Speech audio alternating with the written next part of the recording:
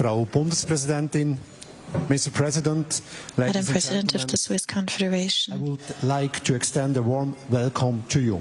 Zum Auftakt der Konferenz wird nun Bundespräsidentin. to open this Congress, President of the Swiss Confederation, Viola Amherd, will be speaking in the name of the host country. At the start of the summit on peace in Ukraine. Anschließend äußert sich der Präsident der Ukraine. Die Statements werden in Deutsch und in Ukrainisch abgegeben. The statements will be made in German and in Ukrainian and also translated simultaneously. The press conference will be translated. Frau Präsidentin, Sie haben das Wort. Ja, besten Dank, Herr Präsident, Exzellenzen, meine Thank you very much, Mr. President, Excellencies, ladies and gentlemen. We here are not far from a place that produced a peace treaty in the 15th century that was decisive for Swiss history. Our goals today are more modest.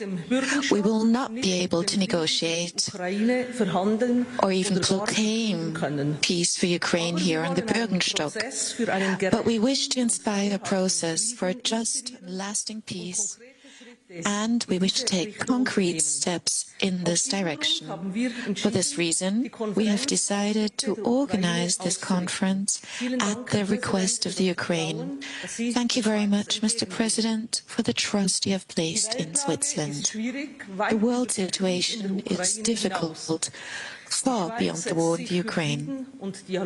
Switzerland is committed to peace and dialogue. As a small but globally highly interconnected country, we, like other states, have an existential interest in an interest order based on rules and international law. The Charter of the United Nations forms the basis of a rules-based order. Russia's attack violates this in the most serious way. People in the war zones have been experiencing immeasurable suffering for almost 2.5 years. The erosion of respect for international law harms not only them, but everyone in the long run. If we wish to inspire a process towards peace, Russia must also be involved at some point in time. That is clear to all. As an international community, we can prepare the ground for direct talks between the warring parties. That is what we are here for. Ladies and gentlemen, these are the omens under which high-ranking delegations from 92 countries and 8 international organizations will be meeting here in the coming hours. It is pleasing that it was possible to achieve not only high-ranking, but above all, very vast and broad participation. This would hardly have been possible without major international support. A whole range of countries campaigned for this conference in advance. Europe is strongly represented here today, but not alone. Influential countries such as India, Saudi Arabia, South Africa, Kenya, and Mexico are among many others here. The aims of the conference are well known. We wish to inspire a process towards a comprehensive, just and lasting peace for the Ukraine based on international law and the UN Charter. We wish to develop a common understanding of a possible framework to achieve this goal, and we wish to discuss how and under which circumstances Russia can also be involved in a future peace process. Discussions at the conference will therefore focus on 3 topics: nuclear safety, food security, and the human dimension. These are issues of global interest that directly affect a large number of states and have already been proposed in various peace plans for the Ukraine. These topics are also suitable, or seem to be so, for building trust.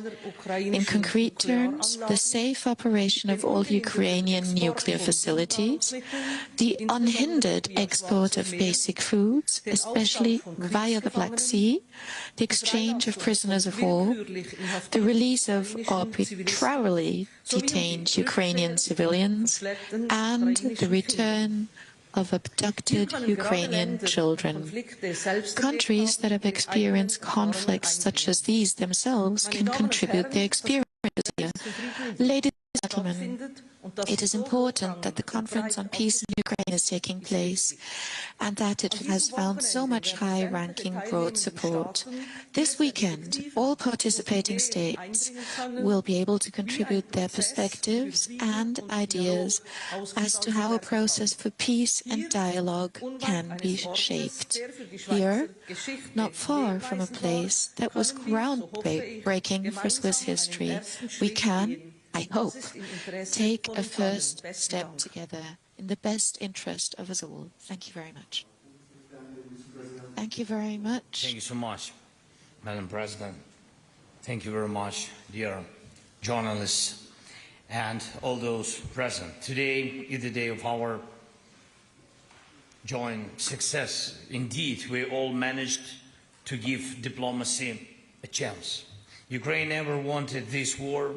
It's a criminal and absolutely unprovoked aggression of Russia, and the only one who wanted it was Putin. But in any case, the world is stronger. That is why the peace formula was born, the formula of unity of the world majority for the sake of peace, for the sake of the full effectiveness of the principles and purposes of the UN Charter, international law, and thus global security. This is something that is close to every nation in the world. That is why we have managed to bring together 101, for now, countries and international organizations. For today, such number of participants registered here in Switzerland for the first inaugural Peace Summit. Some other countries and leaders have shown interest in our summit and responded to the peacemaking impulse of the peace formula, and even if they are not here today at the first summit, we have succeeded in bringing back to the world the idea that joint efforts can stop war and establish a just peace. This idea will definitely work because the world has power. I thank each and every one of you who helped and helping. The peace formula was presented at the G20 meeting in Indonesia.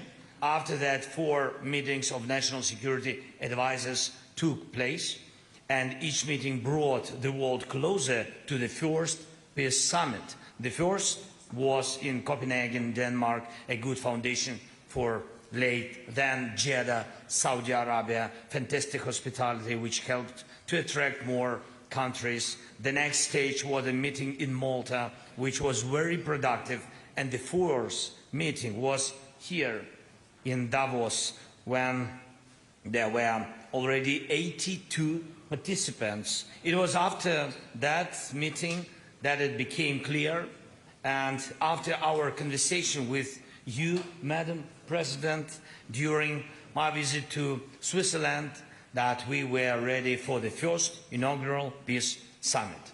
Switzerland helped to implement it very effectively, with absolutely respect for each participant, and I am grateful for that.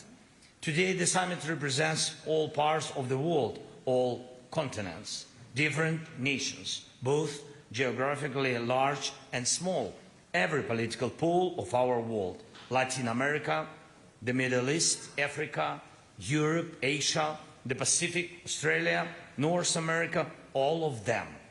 The views, ideas, and leadership of each nation are equally important to us. And everything that will be agreed upon at the summit today will be part of the peacemaking process that we all need. I believe that we will witness history being made here at the summit. Thank you for your support, and may just be established as soon as possible.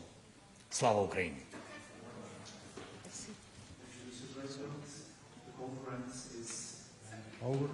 Thank you for your attention. Please. Thank you.